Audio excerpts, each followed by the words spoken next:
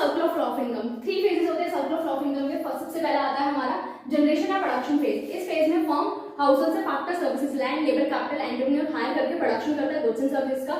Second आता है income and distribution phase. इसमें फर्म क्या करेगी, जो फैक्टर्स ऑफ प्रोडक्शन है उनको फैक्टर पेमेंट देगी, लैंड को रेंट देगी, लेबर को वेजेस, कैपिटल को इंटरेस्ट और एंटरप्रेन्योर अर्न करेगा प्रॉफिट। थर्ड फेज आता है एक्सपेंडिचर एंड डिस्पोजिशन फेज। इस फेज में हाउसहोल्ड जो है फैक्टर पेमेंट को एक्सपेंडिचर करती है, कंजम्पशन एक्सपेंडिचर करती है, जो भी फर्म ने गुड्स एंड सर्विसेज प्रोड्यूस करने हैं। तो फर्स्ट फेज में क्या होगा, प्रोडक्शन होगा। सेकेंड फेज में इनकम डिस्ट्रीब्यूशन होगा, factor income. And third phase में हाउसहोल्ड कंजम्पशन एक्सपेंडिचर करेगा।